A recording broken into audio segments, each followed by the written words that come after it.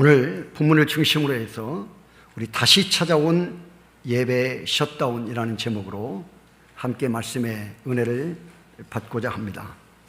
여러분, 정부는 코로나 확산세가 거세어지자 지난 12일부터 수도권의 사회적 거리두기를 4단계로 격상한다고 발표했습니다.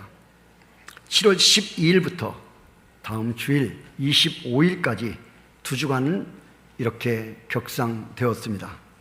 코로나19로 인한 거리두기 체계에서 가장 강력한 봉쇄 조치이다. 그래서 이것을 우리는 사실상 예배의 셧다운이다, 그렇게 말할 수가 있겠습니다. 여러분 아시는 것처럼 이 셧다운이라고 하는 이 말은 전원이 고장이 나거나 또는 사고, 기타 오류 등의 이유로 컴퓨터의 시스템 작동이 멈추어 버리는 것, 이것을 우리가 셧다운이다, 그렇게 말합니다. 또 하나는 예산안 처리 무산으로 인한 미국의 연방정부의 업무가 일시 정지되었을 때 바로 사용하는 용어도 이 셧다운이라고 하는 용어가 사용되어집니다. 이 셧다운 상태가 되면 공무원들의 월급이 일시적으로 중지가 되어지고 모든 공적인 지출이 다 중단되는 그런 상태가 발생을 하게 됩니다. 여러분, 12일부터 우리 한국 교회가 셧다운 상황을 맞았습니다. 이제 7월부터 야외에서는 마스크를 벗고 생활해야 하고, 그리고 이제는 접종과 함께 일상이 곧 회복될 것이다.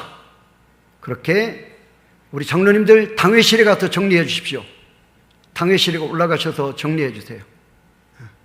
당회실로 올라가시기 바랍니다. 대통령과 정부 방역당국은 이제 7월부터는 야외에서 마스크를 벗고 백신을 접종한 사람들은 생활할 수 있다. 그리고 이제는 접종과 함께 일상이 곧 회복될 것이라고 하는 우리에게 기대감을 잔뜩 안겨주었습니다. 교회도 예배가 완전히 회복되어질 것이고, 그리고 우리 구역예배나 소모임, 그리고 주일학교 교육, 식사모임 등 이런 모든 것들이 다 이제는 자유로워질 것이다 라고 하는 기대감을 갖게 했는데 모든 계획을 내려놓아야만 합니다. 여러분, 우리 교회는 당장 초등학교, 우리 초등부 여름 성경학교 4, 5학년 초등부 여름 성경학교 계획을 급하게 변경해야만 했습니다. 원래는 지난 금, 토, 주일까지, 오늘까지 3일 동안 계획을 했었는데 그것을 갑작스럽게 이렇게 변경을 해서 오늘 주일날, 그리고 다음 주일, 그 다음 주일, 주일날만 3번 진행하는 것으로 계획을 바꿨습니다. 2주간이라는 기간이 짧게 느껴지지만 교회의 예배와 성도님들의 가게와 사업장, 그리고 소상공인들의 타격을 생각하면 솔직히 염려가 되고 두렵기까지 합니다. 중국에서 시작된 지난 15개월 전 코로나19의 습격에 지금까지 우리는 너무나 힘들었습니다. 지금은 더 치명적인 인도 델타 변이 바이러스까지 발생해서 확진자 수와 사망자 수가 급격히 증가하고 있습니다. 여러분, 지금 현재 18일 현재 제가 오늘 아침에 그 인터넷을 통해서 찾아보니까 전 세계적으로 코로나 바이러스 때문에 공식적으로 집계된 바이러스에 감염된 숫자가 1억 9천만 명입니다. 그리고 사망자는 한국은 이제 2,000명, 한국의 확진자는 17만 6,500명에 한국의 사망자는 2,000명입니다. 전 세계적으로 코로나 때문에 목숨을 잃은, 죽음을 맞이한 사람들이 400만 명이 넘어가고 있습니다. 여러분, 이런 셧다운 상황에 정부의 지침을 따라야 하지만 예배까지 셧다운되는 상황 앞에서 우리는 어떻게 해야 할까? 오늘 시편 23편 저자인 다윗의 고백을 통해서 우리가 그 지혜를 얻고자 합니다. 먼저 다윗은 이런 상황을 4절에서 뭐라고 표현했느냐? 사망의 음침한 골짜기다. 다윗은 이런 상황, 셧다운되는 상황을 사망의 음침한 골짜기와 같다고 비유하고 있습니다. 다윗도 그의 생애에서 죽음의 그림자가 어른거리는 골짜기를 걷는 상황을 여러 번 반복적으로 겪었던 것을 우리는 알고 있습니다. 인생의 셧다운의 위기를 다윗도 많이 경험했다는 것입니다. 누구든지 인생 셧다운 상황 앞에서는 어지간히 담대하지 않으면 불안하고 두려움에 떨게 되고, 또 심한 경우에는 스스로 목숨을 끊어버리는 그런 경우에까지 이르는 것을 우리가 볼 수 있게 됩니다. 여러분, 바알 선지자 450명을 몰살시킨 강한 사람 엘리야, 하나님으로부터 하늘에 불이 떨어져서 이제는 우상의 선지자들을 450명을 갈멜산에서 완전히 진멸시킨 그 능력의 사람, 불의 선지자 엘리야도 열왕기상 19장 3절을 보면 그가 형편을 보고라고 말합니다. 어떤 형편입니까? 이세벨이 내일 이맘때까지 반드시 너를 죽이겠다고 하는 그런 경고의 상황에 바로 엘리야의 가슴이 철렁 내려앉게 된 것입니다. 그래서 그 결과 그는 도망쳤습니다. 조금 전까지만 해도, 얼마 전까지만 해도 갈멜산에서의 그 위대한 승리, 위대한 하나님의 능력을 경험하고 체험했던 그런 엘리야도 이제는 이세벨이라고 하는 그 왕비가 나의 사랑하는 그 우상의 선지자들을 죽였으니 나 또한 너의 목숨을 빼앗겠다고 하는, 너를 죽이겠다고 하는 이 선포 앞에 그는 도망치고 말았다는 것입니다. 엘리사 선지자의 사역이 셧다운된 것입니다. 성도 여러분, 지금 세상에는 어떤 일이 벌어지고 있습니까? 지금 우리가 어쩌다 이런 혼란한 세상에 살아야만 합니까? 이전에는 생각조차 할 수 없었던 진짜 악한 것들이 곱비 풀린 것처럼 한꺼번에 터져나오고 있습니다. 개인이 당하는 어려움과 함께 한국 교회에 쏟아지는, 우리 그리스도인들을 향하여 쏟아지는 비난. 여러분, 우리 기독교를 기독교라고 하지 않습니다. 뭐라고 한 줄 아십니까? 강대상에서 이런 말을 입에 진짜 올리기도 어려운, 여러분, 우리 기독교를 개독교라고 말합니다. 십자가를 검은 십자가라고 말합니다. 기독교를 향해서 무조건적으로 비난이 쏟아지고 있습니다. 동성애, 젠더 문제, 페미니즘, 차별금지법, 인권조례. 여러분, 교회는 세상에 끊임없이 관대해지려고 하고 있고, 앞으로도 주님이 오실 때까지 교회와 우리 그리스도인들은 세상에 끊임없이 관대해질 것입니다. 그런데 세상은 교회에 대해 관대하지 않습니다. 아니, 제가 볼 땐 갈수록 오히려 더 교회와 우리 신앙의 삶을 더욱더 옥죄어오는, 더욱더 환난과 핍박 가운데 빠뜨리는 이런 시험의 요소들이 더욱더 많아질 것이라는 것입니다.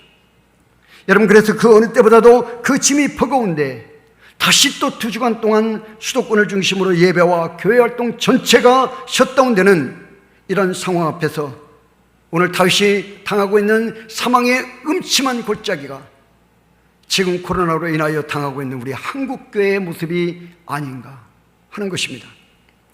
2주간을 어떻게 견딜 것인가 라는 이런 생각보다 세상 정부에 의해서 예배가 좌지우지되고 교회 활동이 제약을 받는다는 그 자체를 인정할 수 없고 그냥 아무렇지도 않게 지나갈 수만은 없는 것입니다.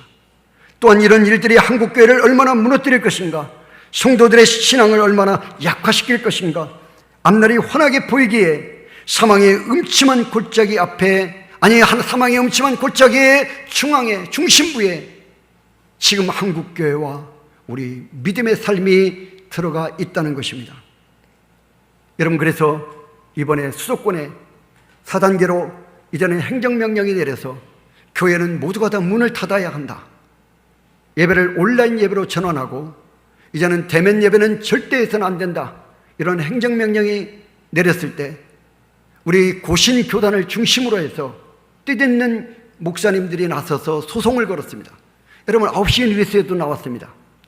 소송을 걸어서 이제는 긴급하게 이제 법원의 판결이 내려졌습니다. 지난 금요일 저녁에 9시 뉴스에 그 내용이 속보로 나왔습니다. 내용이 무엇입니까?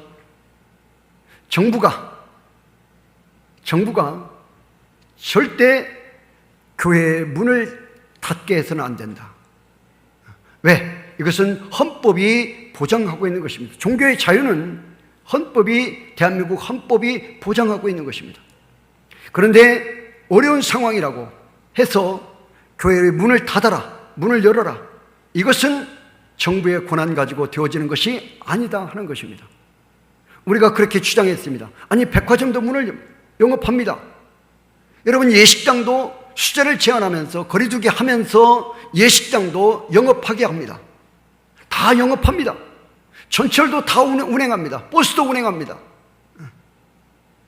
여러분, 그런데 왜 교회는 이렇게 철저하게 방역을 준수하면서 하나님 앞에 예배를 드리는데 왜 교회를 향하여 헌법으로 보장된 종교의 자유를 억제하면서 왜 교회의 문을 닫으라, 문을 열어라, 이것을 행정명령으로 정부에서 이것을 명령할 수 있느냐, 이것에 대하여 소송을 건 결과 이제는 문을 절대 닫고 열게 하는 것에 대하여 정부가 개입할 수가 없다.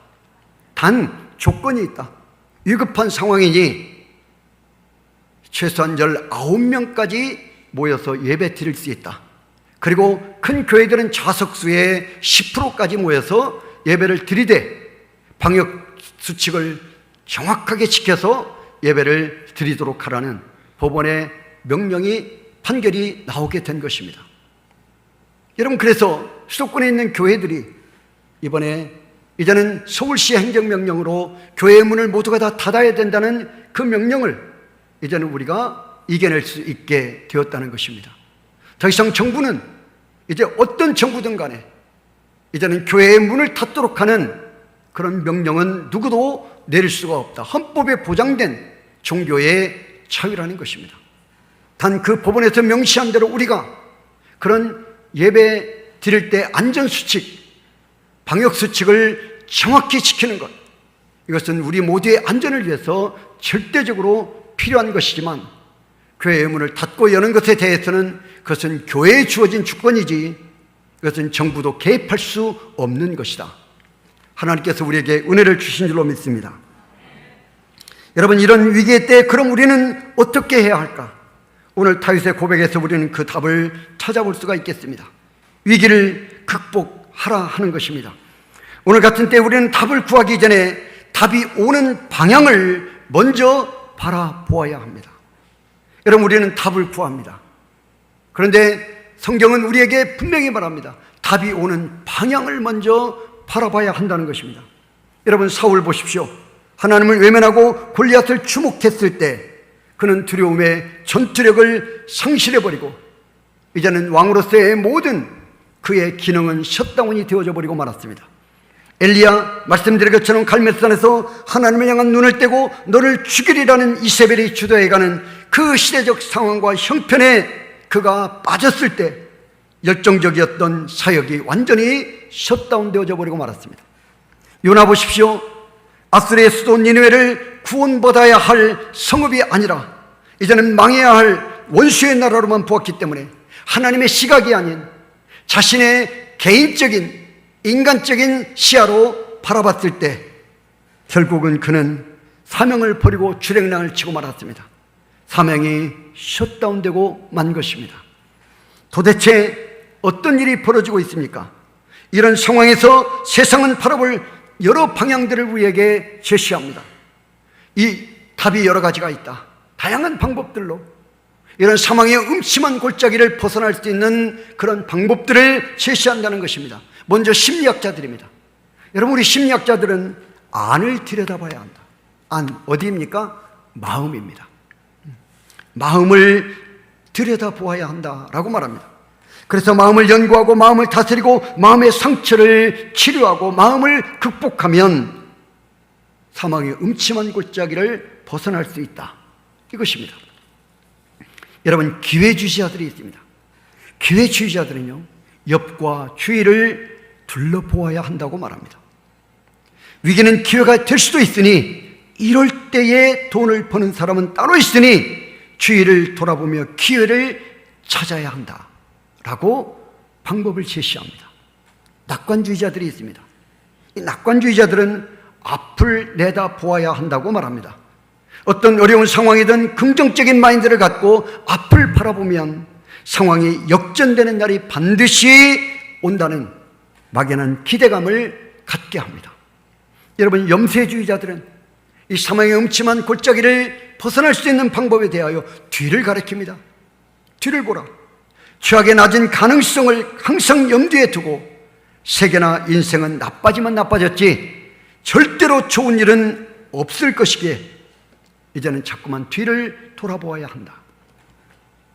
사랑하는 우리 좋은 가족 여러분, 우리는 지금 사망의 음침한 골짜기에서 세상이 제시하는 이런 해법들을 듣고 있습니다.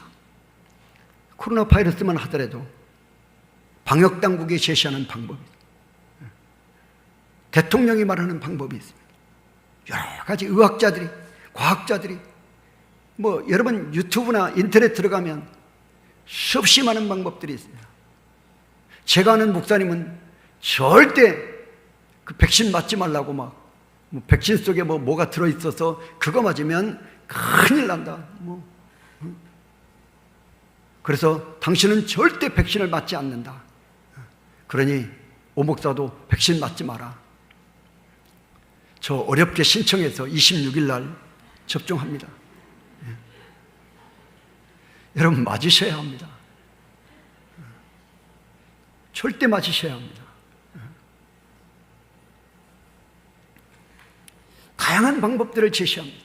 또 어떤 사람은 이런 음식을 먹으면 그것보다 더 좋은, 이 접종보다 더 좋은 효과가 있으니 그거 먹으면 된다고 말하는 분들도 있습니다.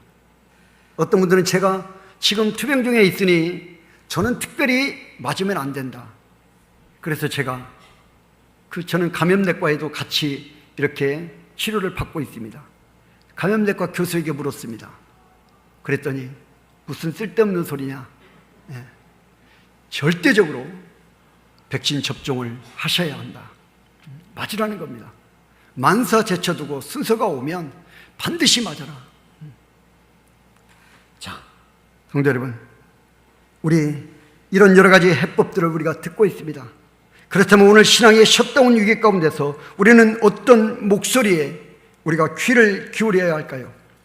다윗은 세상의 지식과는 전혀 다른 곳을 우리에게 주목하라, 바라볼 것을 우리에게 제시하고 있습니다. 다윗은 내 안도 아니고 내 옆도 아니고 내 앞도 아니고 내 뒤도 아니고 위를 올려다 보아야 한다. 할렐루야. 위를 보라고 말합니다. 위가 어디입니까? 여러분 오늘 본문 1절에 여호와는 나의 목자시니, 할렐루야. 다윗은 현재 어떤 형편입니까? 4절에 말합니다. 내가 사망의 음침한 골짜기로 다니고 있다. 나는 지금 사망의 음침한 골짜기 가운데 빠져 있다는 것이에요. 죽음의 그림자가 어른거리는 상황입니다. 일촉즉발의 상황입니다.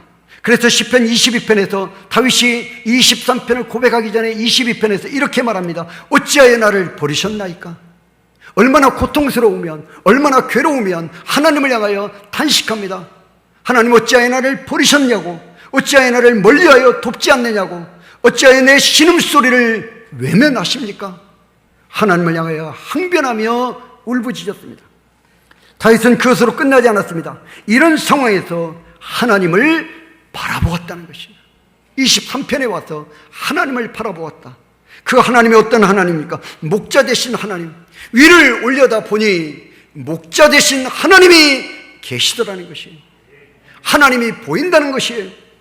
하나님을 바라보니 그냥 안심이 된다는 것입니다.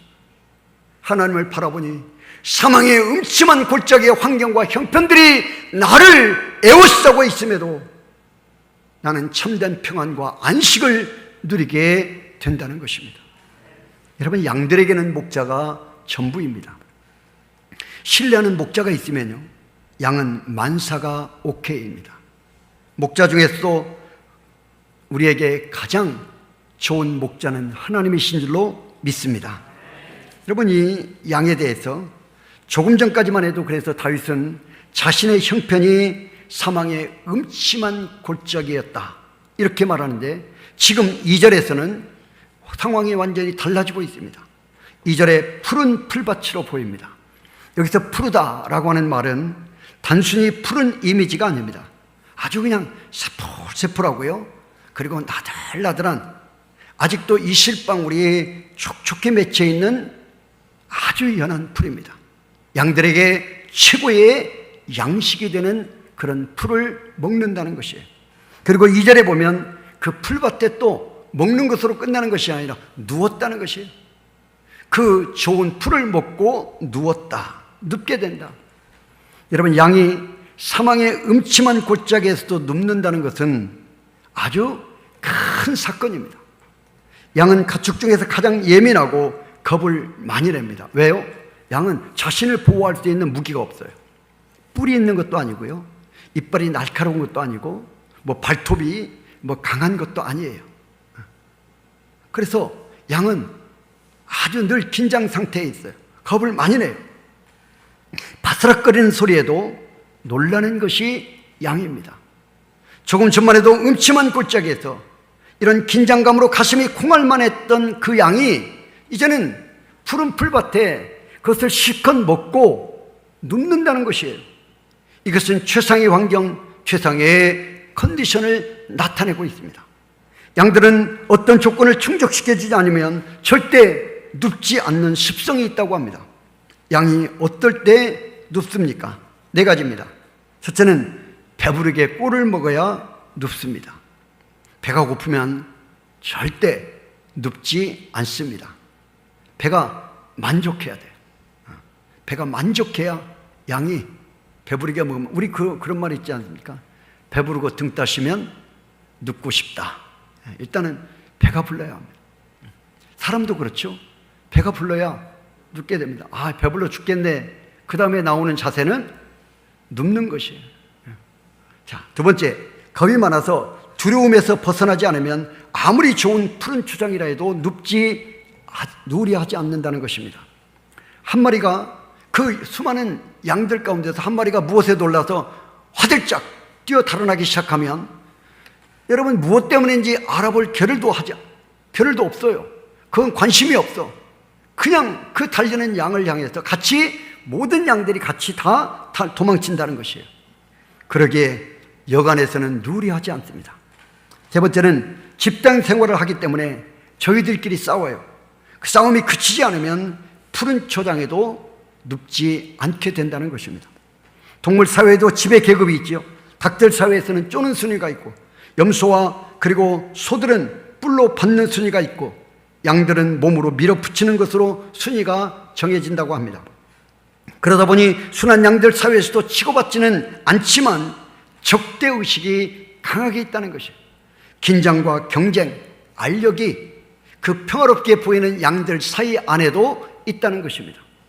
여러분, 그래서 자기 주당을 빼앗기지 않으려고, 지키려고 눈을 부라리고 누군가 자기 영역으로 들어오면 언제라도 몸으로 밀어내려고 긴장을 늦추지 않는다는 것입니다. 여러분, 그러다 보니 눕지 못하는 것입니다. 그 결과 체중이 줄고 신경이 예민해지고 암컷 양들은 사산을 하기도 한다고 합니다. 4번째는 기생충입니다. 이 기생충의 괴로움을 받는 동안은 누울 수가 없는 거예요. 여름에는 말라리아, 쇠파리, 진드기, 해충으로부터 시달립니다. 이 양들은 털이 있기 때문에 그 털 안에 그 진드기나 이런 것들이, 해충들이 붙어가지고 그 안에서 끊임없이 양들의 피를 빨고 양들을 가렵게 하고 양들을 괴롭혀요. 그래서 결국은 심한 경우에는 그런 해충으로 인해서 양들이 죽음을 맞기도 합니다. 여러분, 이러한 해충에 시달릴 때에는 아무리 좋은 푸른 풀밭, 맑은 시냇가로 인도함을 받아도 누워있을 수가 없게 된다는 것이에요. 양들은 일어나서 발을 구르며 머리를 연신 흔들어댑니다. 해충들을 자기 몸에서 떼어내려고 심한 경우에는 덤불 속으로 뛰어들기도 한다는 것이에요. 여러분, 양떼들의 눕지 못하게 하는 습성의 이런 조건들을 채워주는 것은 당연히 누가 하는 일입니까? 목자의 몫인 것입니다. 목자가 하는 것이에요. 선한 목자들은 목초지와 물 관리를 잘 해줍니다. 그래서 자기 양들을 맛있는 풀 그리고 시원한 물을 마실 수 있도록 해줍니다.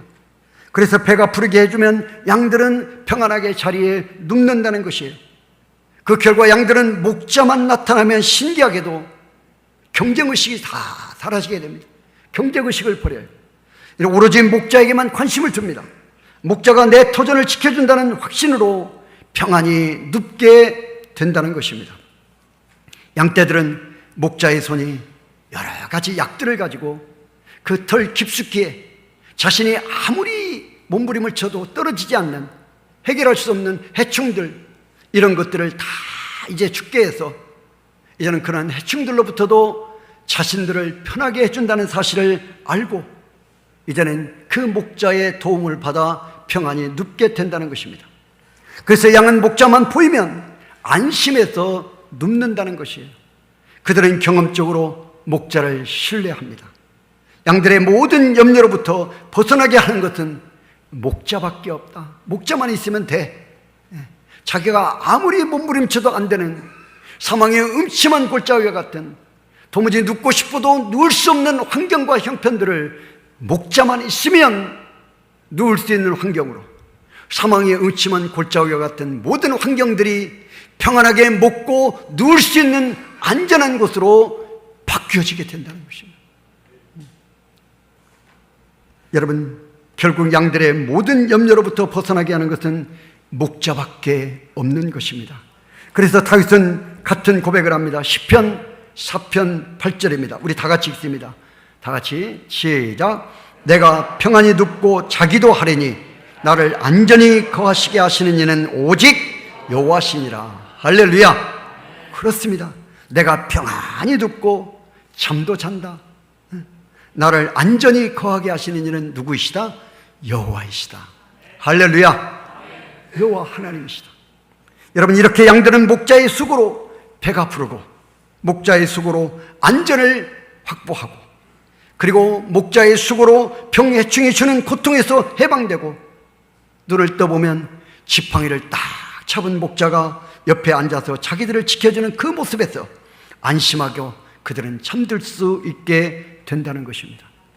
오직 목자가 양들에게는 오직 목자가 전부인 것이에요. 행복의 근원이라는 것입니다. 사망의 음침한 골짜기를 벗어나게 하는 모든 능력이 목자에게서 양들에게 임한다는 것입니다.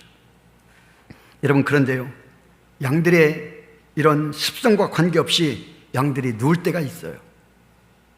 언제냐면, 목자는 때로 말을 듣지 않는 천방지축의 양들, 말썽꾸러기 양들이 그 가운데 있지 않겠습니까?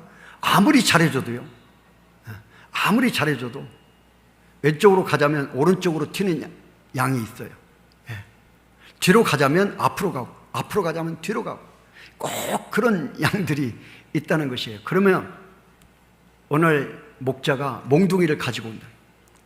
몽둥이를 가지고 와서 그 천방지축의 양의 다리를 때려버려요. 그래서 다리를 분질러 버려요. 다리를 분질러 놔요.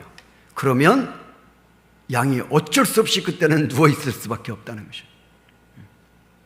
양은 다리가 부러져서 걷고 뛸 수 없으니 이제 목자가 시키는 대로 옆에서 누워서 목자의 돌봄을 받는다는 것입니다. 여러분, 그래서 늘 목자 옆에서 목자의 돌보심과 관리를 통해서 몸과 마음과 모든 것들이 치료를 받고 회복을 하게 된다는 것입니다. 여러분, 목자의 곁에서 치료를 받고 회복이 되는 동안 누운 양은 비로소 목자의 사랑을 깨닫게 된다는 것이지요. 목자가 양의 다리를 막대기로 분질러 놓은 것은 그냥 미워서가 아니라는 것입니다. 그 양의 천방지축 행동을 고쳐주지 않으면 그 양이 언제 어느 때 더한 위험에 처할지 모르기 때문에 그 양을 바르게 길들이기 위해서 그렇게 한다는 것입니다. 바로 이것은 목자의 양을 향한 사랑이다, 배려이다 하는 것입니다. 본문 6절에 우리 다 같이 읽어봅니다. 그래서 이 결과 이제 다윗은 고백합니다. 시작. 내 평생에 선하심과 인자하심이 반드시 나를 따르리니 내가 여호와의 집에 영원히 살리로다. 할렐루야. 하나님의 선하심과 인자하심이란 이 고백은 다윗의 상황을 살펴보면 이해가 됩니다. 다윗 살인자입니다. 우리가 다윗 살펴보면 살인자입니다. 여러분, 부정하게 여인을 취한 부정한 사람입니다. 우리아의 아내 밧세바를 자기의 아내로 빼앗았습니다. 여러분, 그러면서 그것이 들통날까 봐 그 남편 우리아를 전쟁의 최전선에 보내서 죽게 만들었습니다. 살인자입니다. 여러분, 결국 다윗은 하나님의 그 은혜를 저버리게 되고 인생의 셧다운을 맞이하게 된 것입니다. 여러분, 그런 가운데서 다윗은 하나님의 인자하심을 알게 되고 회개와 감사의 눈물을 흘림으로 그 인생의 셧다운을 다시 회복하는 은혜를 누리게 된 것입니다. 여러분, 그러자 어떤 현상이 그에게 일어납니까? 오늘 본문 3절입니다. 내 영혼을 소생시키시고, 하나님이 그의 영혼을 소생시켰다는 것이에요. 여기 소생하다 하는 말은 되돌아오게 하다는 뜻입니다. 불순종에서 순종으로 돌아오게 했다. 우리 밖에서 우리 안으로 들어오게 했다. 또 목자에 대한 불평에서 목자에 대한 감사의 목소리로 그를 바뀌게 했다. 바꾸어 주었다. 하나님의 은혜를 알지 못한 것으로 하나님의 은혜를 아는 자로 바꾸어 놓았다. 변화시켰다는 것입니다. 다윗은 이런 자기가 겪었던 인생의 시련들로 인해서 하나님의 시련의 불구덩이에서 영원히 소생되는 체험을 했다는 것입니다. 지금 계속되고 있는 이 코로나 바이러스로 인한 셧다운이 누군가에게는 소생이 되고 누군가에게는 소멸의 기간이 될 것입니다. 소생의 기회로 삼는 분들에게는 5절 우리 다 같이 읽어봅니다. 주께서, 시작, 주께서 내 원수의 목전에서 상을 베푸시고 기름을 내 머리에 바르셨더니. 아멘. 기름을 내 머리에 바른다. 여러분, 머리에 기름을 붓는다, 바른다, 이 말은 내 수그러진 머리에 활력을 주신다는 말. 다시 말하면 이런 거죠. 내가 어려움을 당했어. 우리 어려움을 당하면 어떻게 됩니까? 어깨가 축 처집니다. 자신감을 우리가 잃어버리게 돼요. 사람 만나는 것도 우리가 어떻습니까? 그것도 두려워져요. 저도 교회 개척을 해서 2년 동안 성도가 없었습니다. 그러니까 밖에 나가는 게 싫은 거예요. 특별히 목사님들 모임에 가기가 싫은 거예요. 제가 여러 번 말씀드렸습니다. 목사님들 모임에 가면 제일 첫 번째 질문이 뭔 줄 아십니까? 그때 제가 강도사로 개척을 했는데, 강도사, 오강도사, 교회 많이 부흥됐지? 몇 명이나 모여? 이거부터 물어봐요. 제일 먼저 물어보는 게. 성도가 한 명도 없는데, 오강도사는 전도사 때 아주 열심히 하고 잘했으니까 교회 개척에서도 잘 될 거야. 지금은 많이 부흥했지? 다 보는 목사님들마다 다 물어보는 거예요. 성도는 한 명도 없는데 가서 목사님들 피해 다니는 거예요. 겨우 주는 밥 한쪽 구석에서 먹고 그냥 밥이 뭐 코로 들어갔는지 입으로 들어갔는지 모르고 그냥 먹고 빨리 오고 싶은데 올 수도 없어요. 왜? 다른 목사님들 차를 타고 갔기 때문에 그 목사님들과 같이 와야 되는 거예요. 그냥 마음 같아서는 밥도 안 먹고 그냥 바로 와버리고 싶은데 어깨가 축 처져요. 고개가 숙여져요. 고개를 들 수가 없어요. 내 머리에 기름을 바르셨다. 이 말은 사망의 음침한 골짜기 같은 상황과 형편 속에서 처진 우리의 어깨에 힘을 주신다. 목에 힘을 주신다. 다시 머리는 권세를 말합니다. 우리의 권세를 다시 회복시켜 주신다. 할렐루야. 하나님께서 다시 이렇게 세워주신다. 다시 온전케 하신다. 다시 능력 있게 하신다. 다시 복되게 하신다. 이 말이에요. 여러분, 결국 이 말씀은 세상에서 우리의 머리를 당당히 들도록 하나님께서 해 주신다 하는 약속입니다. 사랑하는 성도 여러분, 앞에서 했던 이야기로 돌아갑니다. 인생의 시련과 불안, 인생의 셧다운, 사망의 음침한 골짜기 같은 상황 속에서 심리학자들은 우리의 마음을 돌아보라고 심리치료로 우리를 소생하려고 합니다. 기회주의자들은 옆과 주위를 둘러보고 기회를 찾아야 한다고 말합니다. 낙관주의자들은 앞을 내다보며 자기 개발에 끊임없이 힘쓰라고 말합니다. 염세주의자들은 뒤를 돌아보라고 말합니다. 그러면 답이 있을 것이라고, 사망의 음침한 골짜기를 벗어날 수 있는 길이, 방법이, 답이 있다고 말합니다. 인생의 셧다운 앞에서 우리는 우리 하나님을 믿는 하나님의 자녀된 우리 그리스도인들은 어떻게 해야 할까요? 사방팔방의 형편에서 우리가 눈을 떼고 귀를 막고 마음을 닫고 우리는 위로 향해야 될 줄로 믿습니다. 목자 되신 하나님이 거하시는 그곳, 우리의 머리에 기름을 발라주시는 하나님이 계시는 그곳 위를 바라보아야 한다. 여러분, 하나님의 성전에서 기도의 무릎을 꿇고 하나님을 향하여 우리의 눈을 들어야 한다는 것입니다. 사방이 막히면 막힐수록 더욱 큰 눈으로 하나님을 바라보아야 합니다.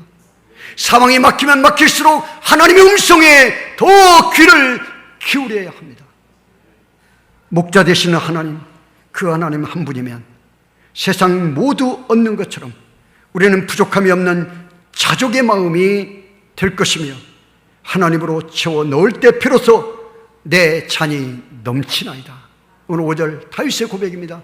내 잔이 넘치나이다. 시편 121편 우리 1절과 2절 한번 다 같이 읽어보겠습니다. 시편 121편입니다. 1절 2절입니다. 다 같이 읽습니다. 시편 121편 1절과 2절 시작. 내가 산을 향하여 눈을 들리라. 나의 도움이 어디서 올까? 나의 도움은 천지를 지으신 여호와에게서로다. 아멘.